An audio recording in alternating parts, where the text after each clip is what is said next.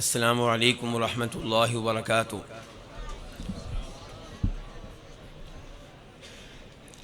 الحمد للہ رب العالمین والصلاة والسلام علی نبینا محمد وعلی آلہ وصحبہ اجمعین، اما بعد۔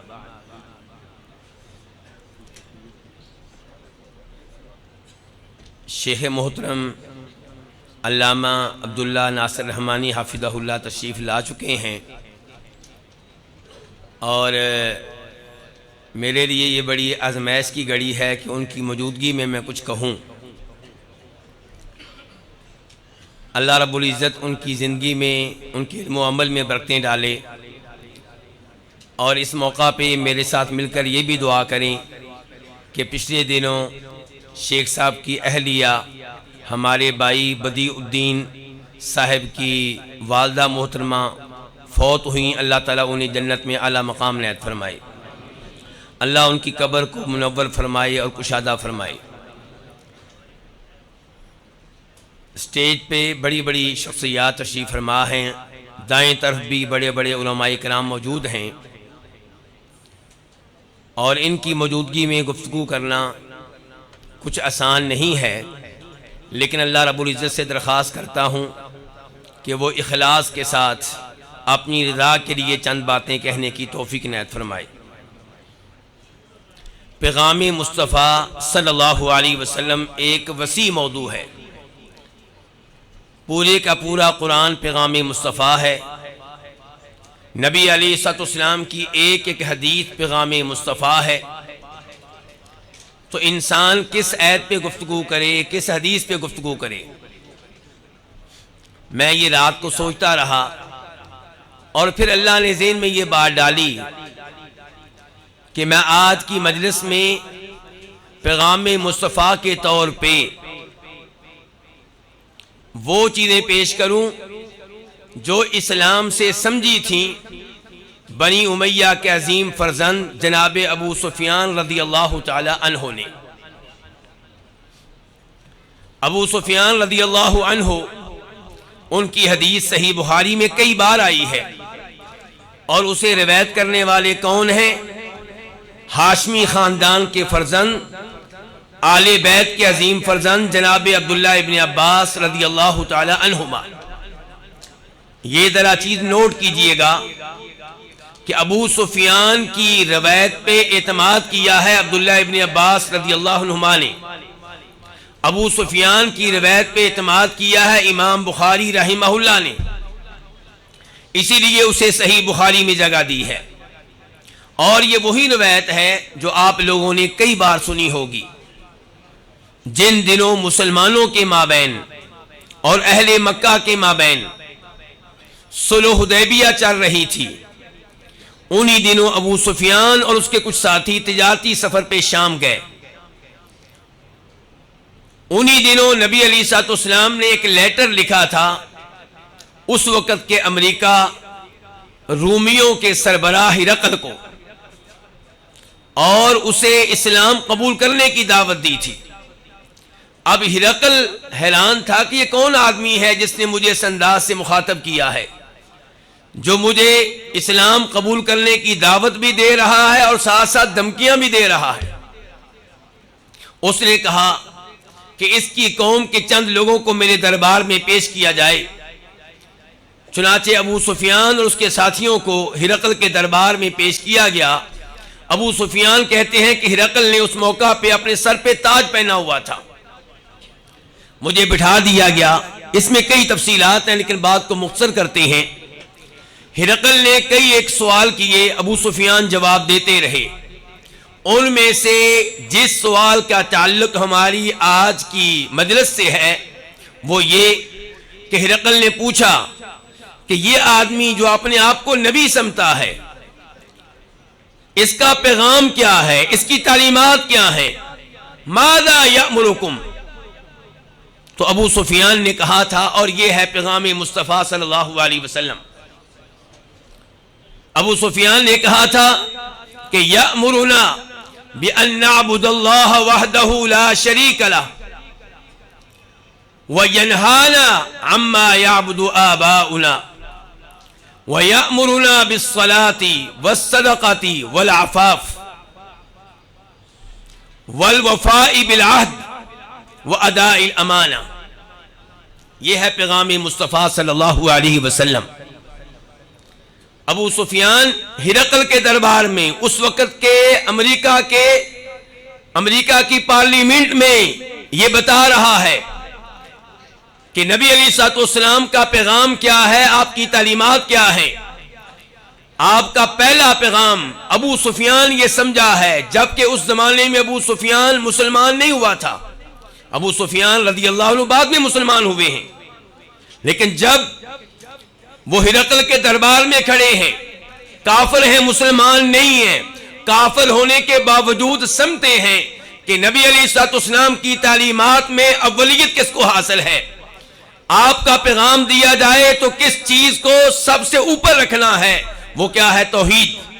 وہ کیا ہے؟ شرک سے روکنا. صرف توحید نہیں، صرف اللہ کی عبادت کی دعوت نہیں، بلکہ پورا لا الہ الا اللہ، پورا فَمَن يَكْفُرْ بِالطَّاغُوتِ وَيُؤْمِن بِاللَّهِ، کہ اللہ کی عبادت کی دعوت اور اس بات کا اعلان کہ اللہ تعالیٰ کے ساتھ عبادت میں کسی اور کو شریک نہیں کرنا.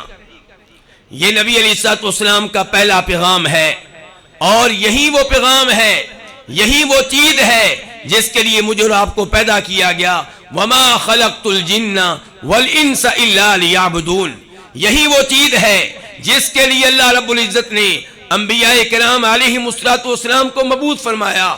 وَلَقَدْ بَعَثْنَا فِي كُلِّ أُمَّةٍ رَسُولًا أَنِ اعْبُدُوا اللَّهَ وَاجْتَنِبُوا الطَّاغُوتَ، کہ ہم نے ہر قوم میں ایک رسول بھیجا اور اسے یہ پیغام دیا کہ اپنی قوم سے یہ مطالبہ کرنا ہے کہ اللہ کی عبادت کی جائے اور غیر اللہ کی عبادت سے اجتناب کیا جائے. ایک ایک سجدہ اللہ کو کیا جائے اور کوئی بھی سجدہ غیر اللہ کو نہ کیا جائے. ایک ایک جانور اللہ کے نام پہ ذبح کیا جائے اور کوئی بھی جانور غیر اللہ کے نام پہ ذبح نہ کیا جائے.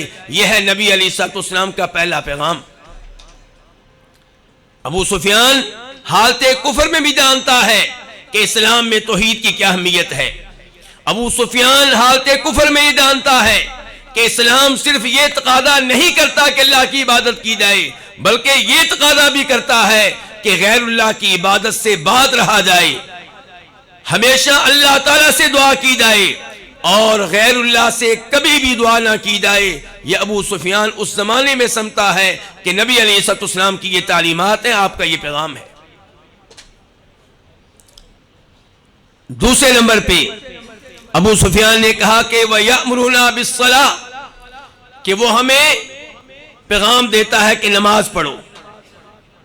توحید کے بعد اسلام کا پہلا مطالبہ نماز ہے. اسلام نے جتنی بھی چیزوں کو فرض اور واجب قرار دیا ان میں پہلا نمبر نماز کا ہے. نماز ہی وہی چیز ہے جو اسلام اور کفر کے مابین فرق کرتی ہے. اسلام کے ذریعے پتا چلتا ہے کون صحیح معنوں میں مسلمان ہے اور کون کلمہ پڑھنے کے باوجود اسلام میں داخل نہیں ہوا.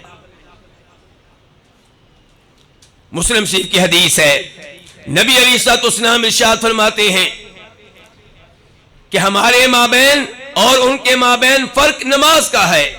اور ترمذی شریف میں آپ کے الفاظ ہیں العہد الذی بیننا وبینہم الصلاۃ فمن ترکہا فقد کفر. اور عبداللہ بن شقیق کہتے ہیں، ترمذی شریف کی روایت ہے کہ نبی علیہ الصلوۃ والسلام کے صحابہ کرام کسی بھی چیز کے ترک کو کفر نہیں سمجھتے تھے. روزوں کے تارک کو مجرم سمجھتے تھے، کافر نہیں. حد کے تارک کو مجرم سمجھتے تھے، کافر نہیں.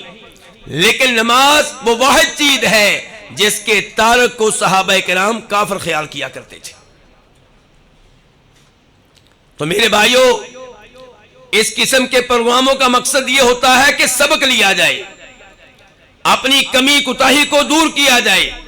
اگر میری نمازوں میں، آپ کی نمازوں میں کمی کوتاہی ہے تو اس کانفرنس کا پیغام یہ ہے کہ اس کو دور کریں. نماز اس کی اللہ کی نگاہوں میں بہت زیادہ اہمیت ہے.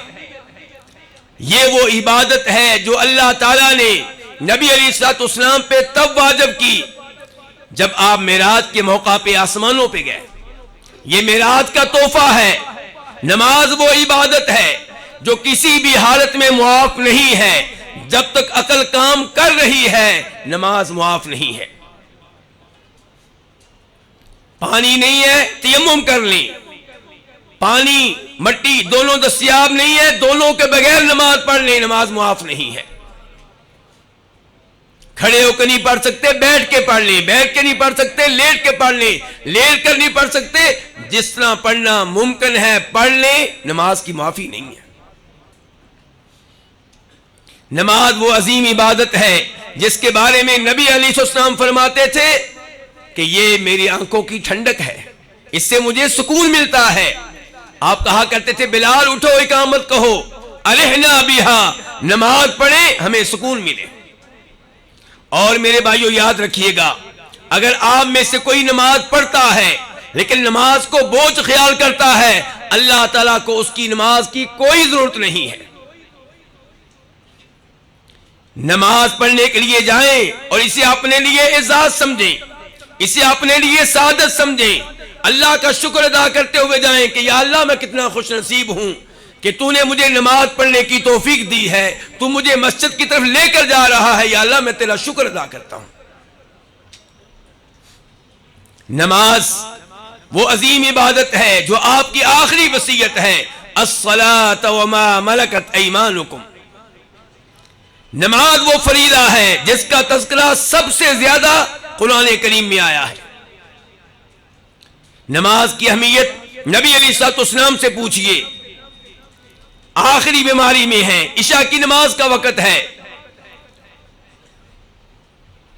بیماری کی شدت کی وجہ سے بے ہوش ہو گئے, ہوش آیا, پہلا سوال یہ نہیں پوچھا کہ میری بیٹی فاطمہ کہاں ہے رضی اللہ تعالی عنہا, پہلا سوال یہ نہیں تھا کہ میرے حسن و حسین کہاں ہیں ان کو بلاؤ, پہلا سوال یہ تھا اصل الناس, کیا لوگوں نے نماز پڑھ لی ہے.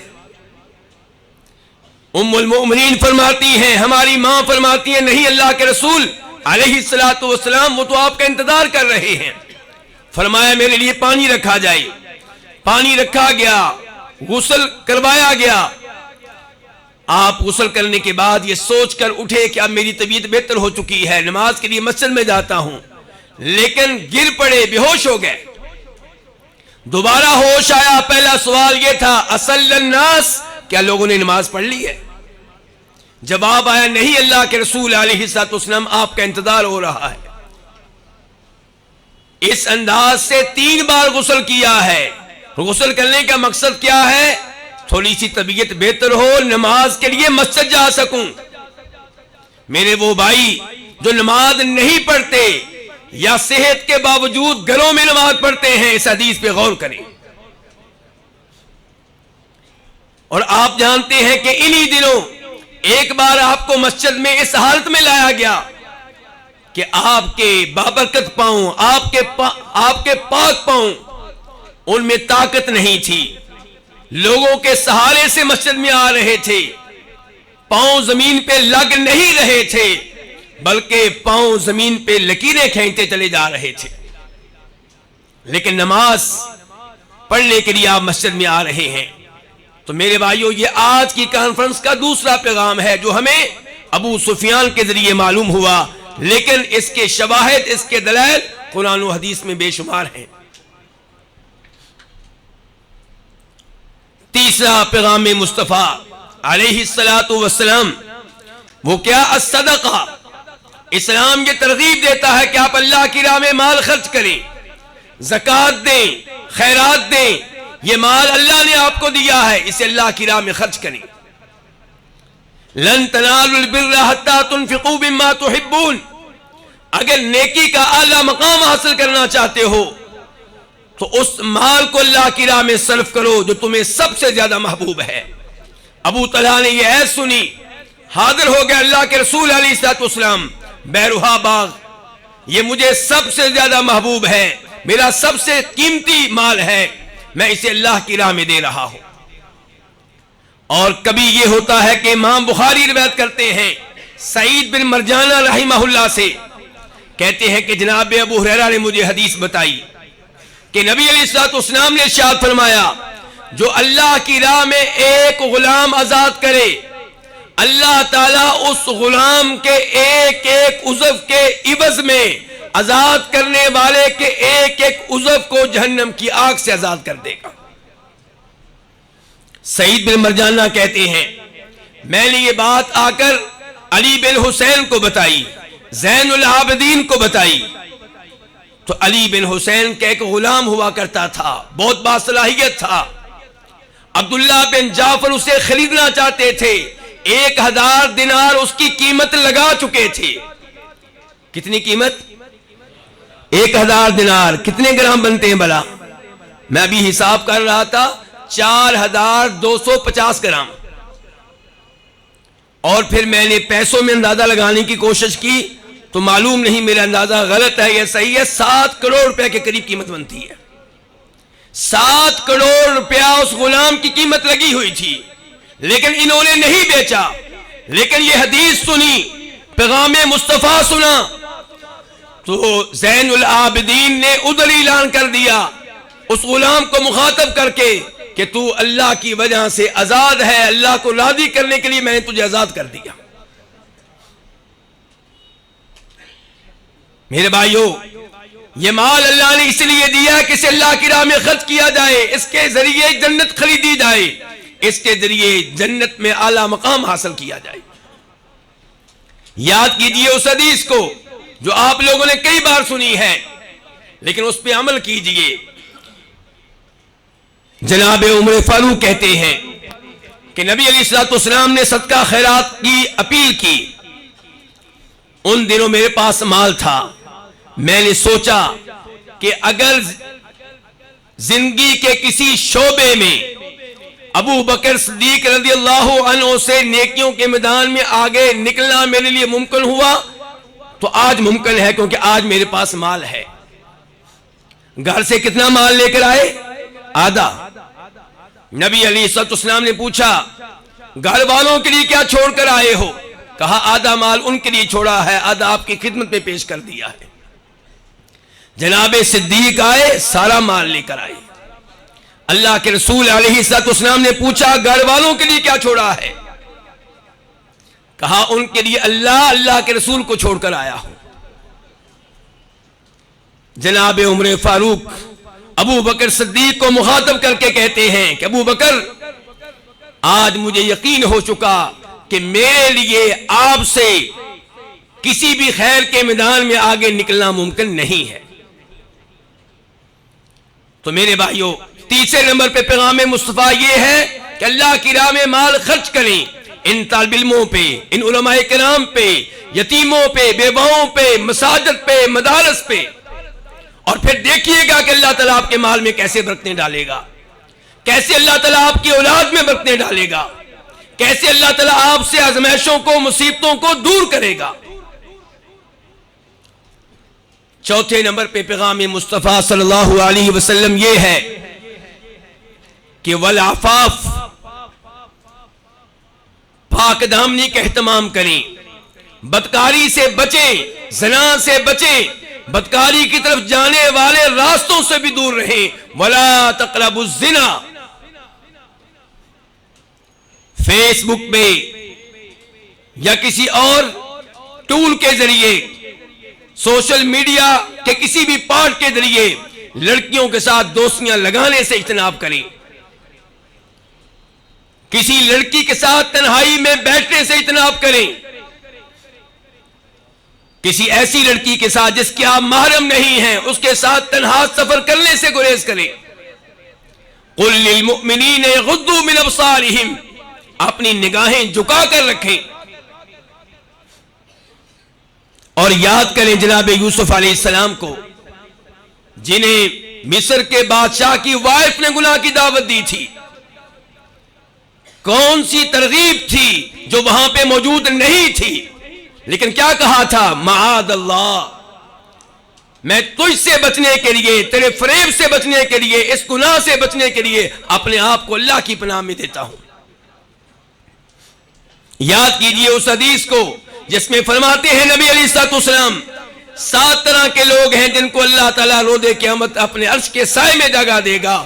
ان میں سے ایک وہ ہوگا جس کو گناہ کی دعوت عام عورت نے نہیں دی، کسی بازاری عورت نے نہیں دی، کسی آوارہ عورت نے نہیں دی، کسی فاحشہ قسم کی عورت نے نہیں دی، بلکہ خاندانی قسم کی عورت نے دی، خوبصورت ہے، اعلیٰ مقام رکھتی ہے، گناہ کی دعوت دی ہے، خود دی ہے، اس کے باوجود وہ آگے سے کہتا ہے انی اخاف اللہ، کہ مجھے اللہ سے ڈر لگتا ہے، پولیس سے نہیں، رشتہ داروں سے نہیں، حمل ٹھہرنے کا خوف نہیں ہے، لوگوں کے سامنے رسوا ہو جاؤں گا یہ مسئلہ نہیں ہے، مسئلہ یہ ہے کہ کہیں اس حرکت کی وجہ سے رب ناراض نہ ہو جائے۔ عفاف، پاک دامنی، یہ وہ عظیم عمل ہے جس کو مشکل حالات میں آپ بطور وسیلہ اللہ کے سامنے پیش کر سکتے ہیں، اور یقیناً آپ کو وہ حدیث یاد آ چکی ہوگی جس میں غار میں پھنسنے والے 3 نوجوانوں میں سے ایک نوجوان کہتا ہے یا اللہ تو جانتا ہے کہ میرے چچا کی بیٹی مجھے بہت عزیز تھی، بہت پیاری لگتی تھی، مجھے اس سے عشق تھا، لیکن وہ میری بات ماننے کے لیے تیار نہیں تھی، حالات کے ہاتھوں مجبور ہو کر ایک دفعہ میرے پاس آئی، قرض لینے کے لیے آئی، میں نے کہا قرض نہیں، یہ سارا مال تمہیں دے دوں گا جس کا تم تقاضا کر رہی ہو، اور تمہیں یہ واپس نہیں لٹانا پڑے گا، بس میری خواہش پوری کر دو۔ اس اللہ کی بندی نے وعدہ کر لیا، یا اللہ تو جانتا ہے، جب وعدہ پورا کرنے کی باری آئی اس نے مجھ سے کہا تھا اتق اللہ، اللہ سے ڈر جا۔ موبائل تنہائی میں استعمال کرنے والے میرے بیٹو، جب آپ کمرے میں تنہا ہوتے ہیں اللہ دیکھ رہا ہوتا ہے، موبائل آپ کے ہاتھ میں آ چکا، لیکن اللہ رب العزت کو بھولنا نہیں ہے۔ اللہ کی ذات کے بارے میں آپ کا عقیدہ سب سے بہتر ہے کہ اللہ عرش کے اوپر ہونے کے باوجود ہر ایک کو دیکھ رہا ہے، ہر آواز کو سن رہا ہے، کوئی اللہ سے مخفی اور پوشیدہ نہیں ہے۔ پھر میں اور آپ یہ جرات کیسے کر لیتے ہیں کہ اپنے موبائل کے ذریعے لڑکیوں کی گندی تصویریں دیکھیں، گندی فلمیں دیکھیں، گندے ڈرامے دیکھیں۔ میرے بھائیو، پیغام مصطفیٰ علیہ السلام یہ ہے کہ پاک دامنی کا اہتمام کریں، اس قدر آپ پاک دامن ہوں کہ مشکل حالات میں اپنی پاک دامنی کو بطور وسیلہ دعا میں اللہ کے سامنے پیش کر سکیں۔ پیغام مصطفیٰ صلی اللہ علیہ وسلم میں اگلا پوائنٹ یہ ہے کہ والوفاء بالعہد، عہد کی پاسداری کرنا، جو وعدہ کر لیا اسے نبھانا، جو معاہدہ کر چکے ہیں اس معاہدے کی خلاف ورزی کرنے سے بچنا، یہ قرآن و حدیث کی عظیم تعلیمات میں سے ایک ہے۔ اور ہمارے معاہدے کبھی اللہ تعالیٰ کے ساتھ ہوتے ہیں، کبھی اللہ کی مخلوق کے ساتھ ہوتے ہیں۔ اللہ کے ساتھ کیے گئے وعدے کی بھی پاسداری کریں۔ آپ نے وعدہ کیا تھا اشہد ان لا الہ الا اللہ، کہ یا اللہ میں نے مان لیا کہ تو معبود ہے، اور یہ بھی مان لیا کہ عبادت میں تیرے علاوہ کسی کو شریک نہیں کیا جا سکتا۔ اب اس وعدے پہ قائم رہیں، اولاد ملے نہ ملے، اولاد لینے کے لیے، جادو سے نجات حاصل کرنے کے لیے، رزق میں اضافے کے لیے کسی مزار دربار پہ حاضر ہو کر قبر والے کو پکارنا، اس سے بچیے، بلکہ ان اعمال سے بھی بچیے جو واضح طور پہ شرک نہیں ہیں لیکن شرک کی طرف لے جانے والے ہیں، ان سے بھی دور رہیے۔ یہ آپ کا اللہ کے ساتھ وعدہ ہے۔ آپ نے یہ بھی وعدہ کیا تھا وَأَشْهَدُ أَنَّ مُحَمَّدًا رَسُولُ اللَّهِ، کہ میں نے محمد علیہ السلام کو اللہ کا رسول مان لیا ہے، یعنی کہ طاعتہ فیما امر، آپ کا ایک ایک حکم تسلیم کروں گا، مانوں گا۔ لیکن صورتحال یہ ہے کہ 10 سال سے مسلسل آپ داڑھی مونڈ رہے ہیں اور بعد نہیں آ رہے۔ وعدہ آپ نے کیا کیا تھا کہ میں نے آپ کو اللہ کا رسول مان لیا، یعنی کہ آپ کا ایک ایک حکم مانوں گا، اور جس چیز سے آپ نے منع کیا ہے دور رہوں گا۔ آپ نے سود سے منع کیا تھا تو باز آنے کے لیے تیار نہیں ہے، جوے سے منع کیا تھا تو باز آنے کے لیے تیار نہیں ہے، انشورنس کی شکل میں، بیمے کی شکل میں جوے کا ارتکاب کر رہا ہے۔ اور جب اپنا گھر اپنی زمین گروی کے طور پہ دیتا ہے، قرض لیتا ہے، تو جس کے حوالے مکان کرتا ہے، جسے زمین دیتا ہے، اسے اجازت دیتا ہے کہ اس سے فائدہ اٹھاؤ قرض کے بدلے میں، یہ سود نہیں تو اور کیا ہے؟ جبکہ تو نے یہ ماننا تھا کہ اللہ کے رسول علیہ السلام کی ایک ایک بات کو تسلیم کروں گا، تیری شلوار ٹخنوں سے نیچے رہتی ہے، جبکہ اللہ کے رسول علیہ السلام کے الفاظ کا تقاضا یہ ہے کہ کبیرہ گناہ ہے، جہنم کی آگ میں لے جانے والا گناہ ہے۔ رفع الیدین کے معاملے میں تو کسی تعویل کو قبول کرنے کے لیے تیار نہیں ہے، شلوار ٹخنوں سے نیچے رکھنے کے معاملے میں 100 تعویلیں تو بھی کرتا ہے۔ تو نے یہ بھی عہد کیا تھا کہ اللہ کے رسول علیہ السلام کو چونکہ رسول مان لیا ہے، اس لیے آپ جو بھی خبر دیں گے میں اس کی تصدیق کروں گا، میں اس کی تائید کروں گا۔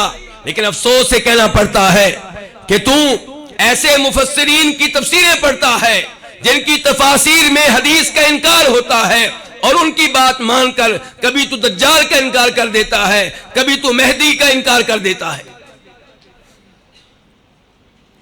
کبھی تو یہ کہتا ہے کہ دجال ایک خیالی چیز ہے، حقیقت میں کوئی انسان نہیں ہے، اور کبھی تو ان کی تفسیریں پڑھتا ہے جو سمجھتے ہیں کہ فرشتے حقیقت میں کچھ نہیں ہیں، یہ بھی خیر کی قوتوں کا نام ہے۔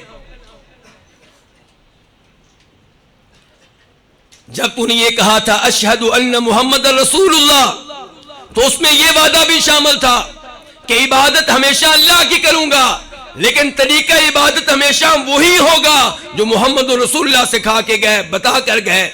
لیکن آج تو بدعات کا ارتکاب کر رہا ہے، کبھی تیجا، کبھی ساتواں، کبھی 40واں، کبھی برسی، کبھی عرس، اور اہل حدیث ہو کر اپنے آپ کو سلفی کہلانے کے باوجود تیجے کے لیے کوئی نہ کوئی راستہ نکال لیتا ہے۔ جی ہم تیجا نہیں کریں گے، بس ہم سیرت النبی کے موضوع پہ کانفرنس رکھیں گے، ہم تیجا نہیں کریں گے، بس ایک دعائیہ پروگرام ہوگا۔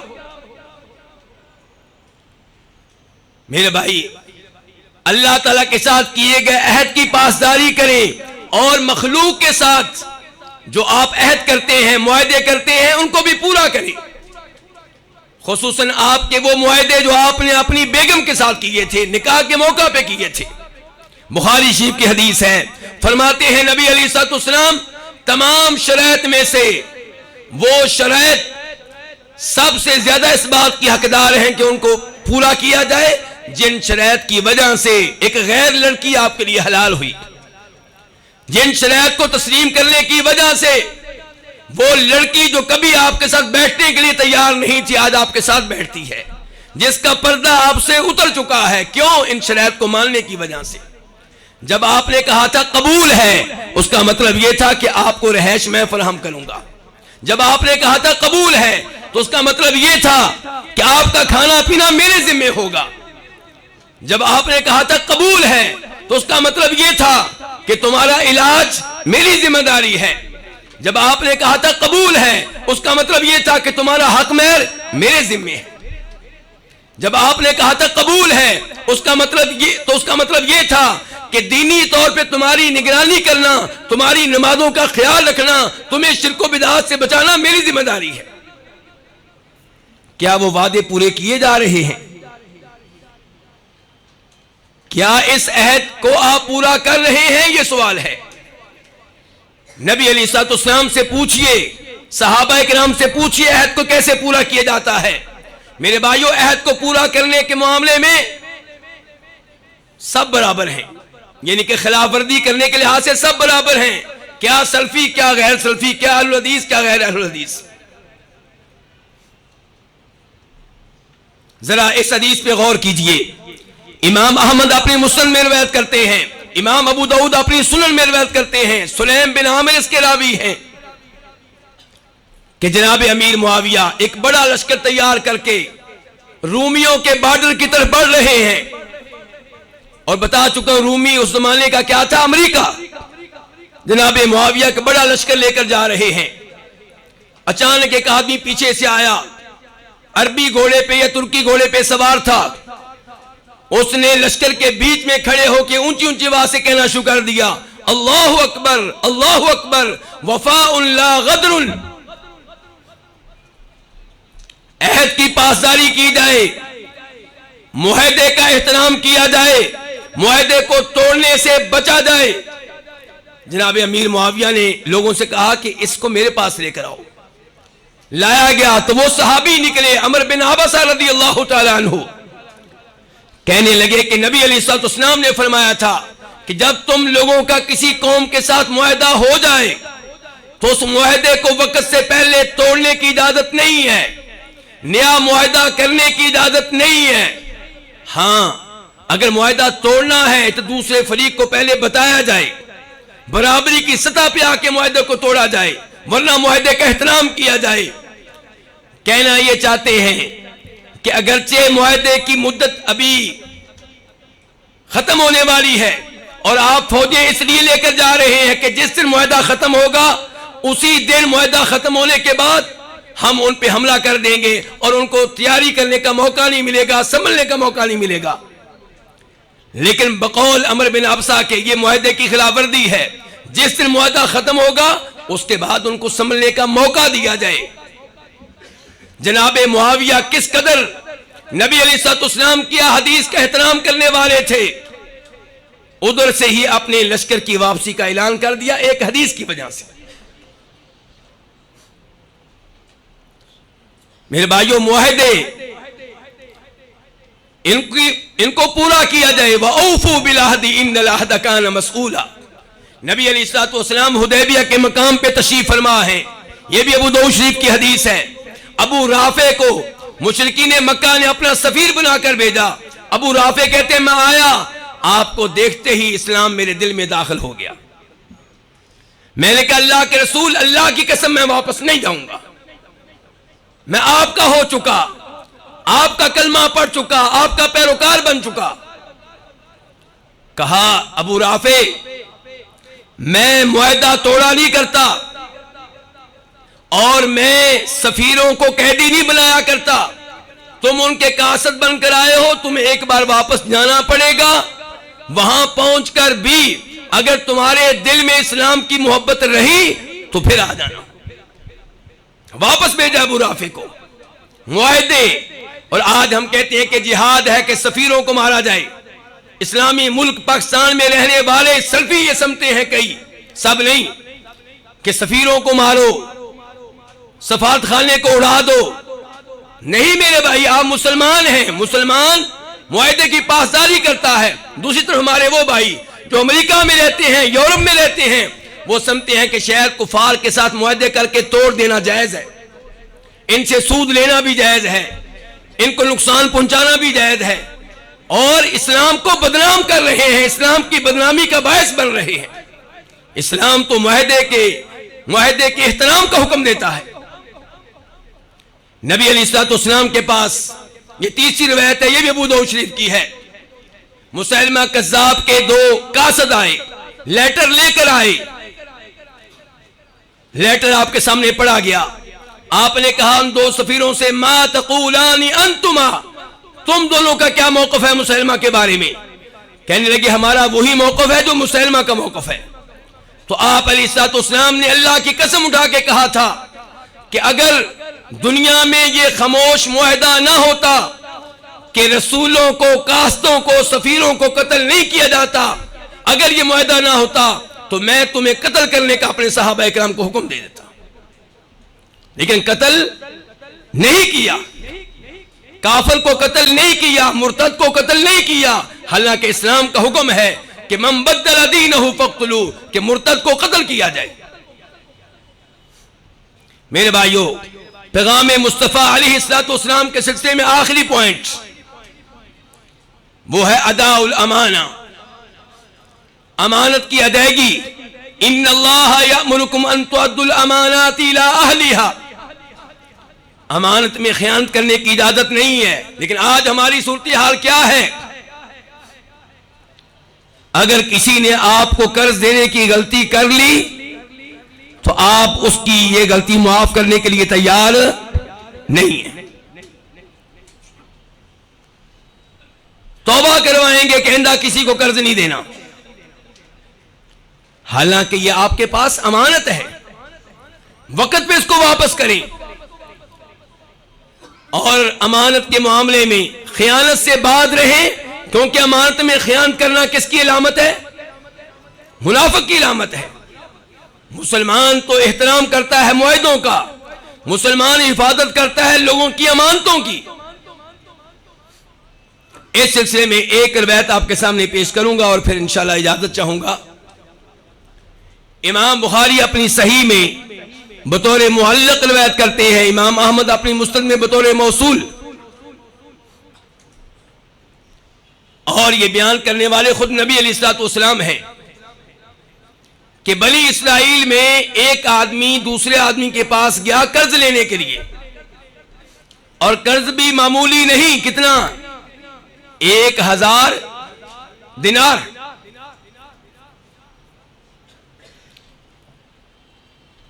اس سے قرض کا مطالبہ کیا، اس نے قرض تمہیں مل جائے گا لیکن کوئی گواہ۔ اس نے کہا گواہی کے طور پہ اللہ کافی ہے۔ کہا کوئی ضامن؟ کہا بطور ضامن بھی اللہ کافی ہے۔ اس آدمی نے جب یہ سنا کہ اللہ کو ضامن بنا رہا ہے تو اللہ کا احترام کرتے ہوئے، اللہ کا ادب کرتے ہوئے اس آدمی کو وہ قرضہ دے دیا جس کا یہ مطالبہ کر رہا تھا۔ معاہدہ ہو گیا، وقت طے ہو گیا۔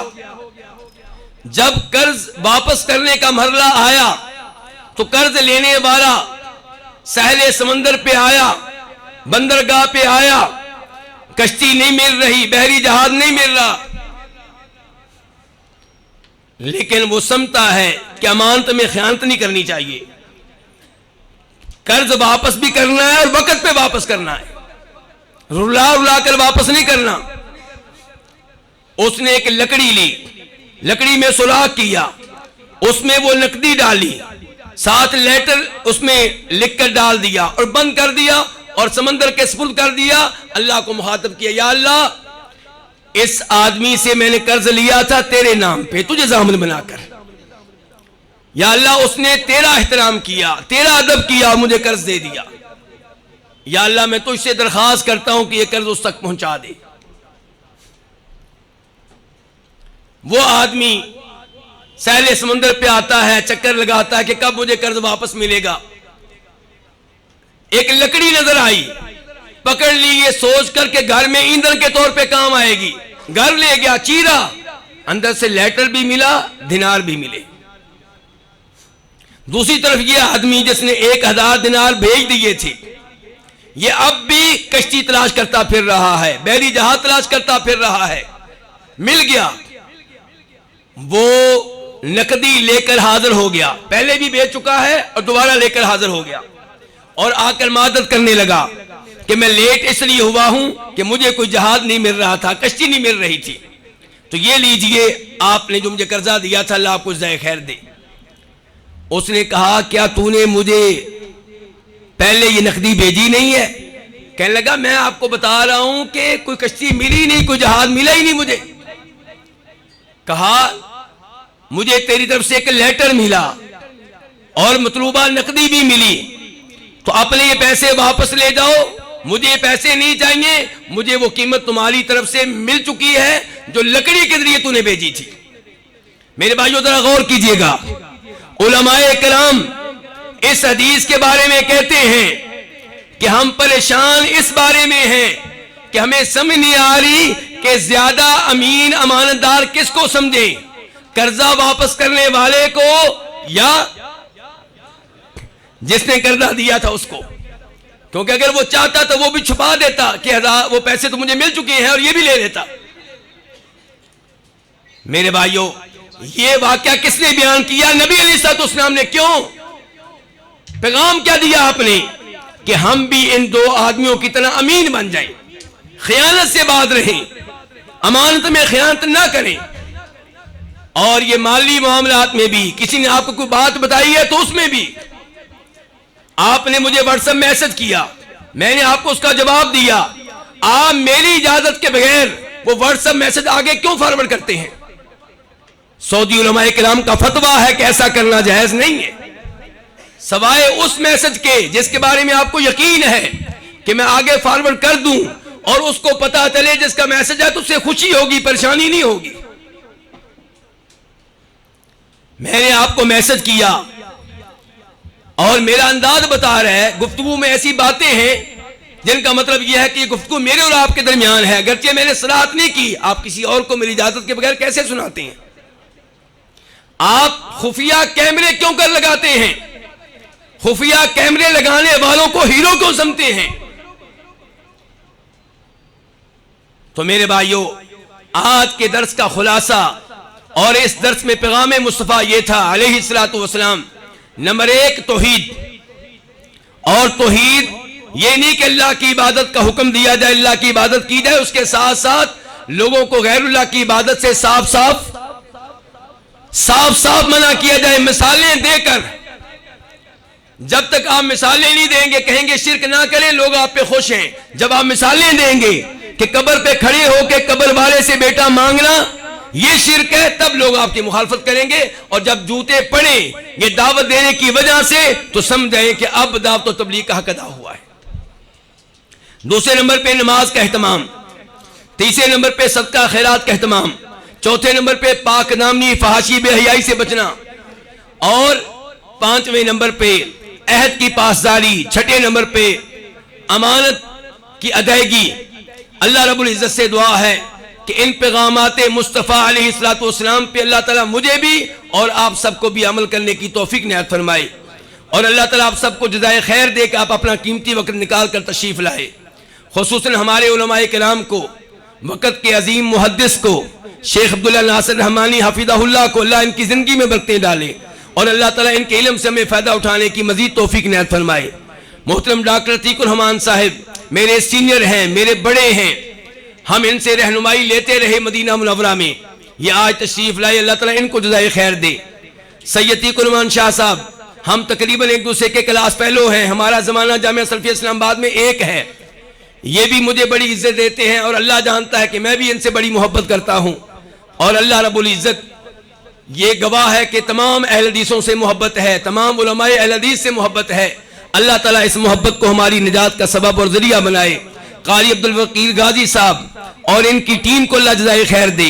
ان کی مسجد اگر آپ نے دیکھی ہے تو دیکھا ہوگا چھوٹی سی ہے، لیکن مجھے بڑی پسند ہے۔ چھوٹی سی مسجد میں جتنے لوگ ہوتے ہیں الحمدللہ توجہ سے درس سننے والے ہوتے ہیں، اور درس دینے کا مزہ ادھر ہی آتا ہے جہاں لوگ دھیان سے درس سنیں۔ اور پھر ماشاءاللہ قاری صاحب اور ان کی ٹیم یہ محنت بہت کرتے ہیں، تو اسی لیے یہ سلسلہ جاری و ساری ہے۔ اللہ تعالیٰ ان کے اعمال کو، ان کی ٹیم اور ساتھیوں کے اعمال کو قبول فرمائے۔ اللہ ان کو صحت و تندرستی سے نوازے۔ ان کی بھتیجی بیمار ہے، اللہ تعالیٰ اس کو صحت دے، عافیت دے۔ وصلی اللہ تعالی علی نبینا محمد وعلی آلہ وصحبہ اجمعین۔